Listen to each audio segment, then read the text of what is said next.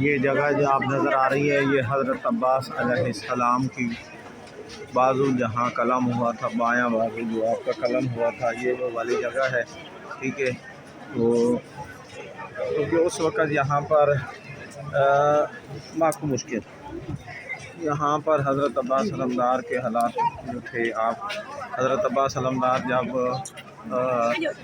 پانی لے کے آ رہے تھے نہر علقمہ سے، تو دشمن نے آپ کے پیچھے ایسے لوگ لگا رکھے تھے کہ جو کمگین گاہوں میں چھپے ہوئے تھے، انہوں نے حضرت عباس علمدار کا یہاں پر بایاں بازو قلم ہوا، یہ زیارت گاہ بنی ہوئی ہے، اور یہ سامنے حرم جو ہے یہ حضرت عباس علمدار کا ہے۔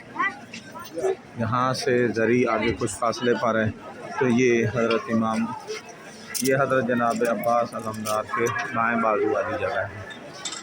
آپ چلتے ہیں جہاں پر حضرت جناب غازی عباس کا دایاں بازو قلم ہوا تھا اس کی طرف۔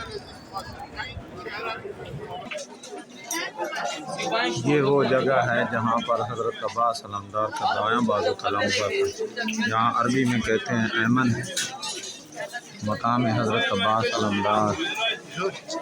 اس کی یہاں پر عکس بندی بھی کی گئی ہے کہ آپ کا یہاں پر دایاں بازو قلم کر دیا گیا۔ بڑے صفا قسم کے لوگ تھے یہ، اور انہوں نے کوئی رحم نام کی کوئی چیز شاید ان کے دل میں تھی ہی نہیں۔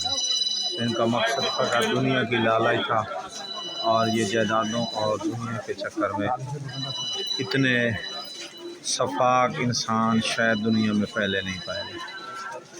تو یہ ہے مقام کفر العباس، حضرت عباس کا مقام۔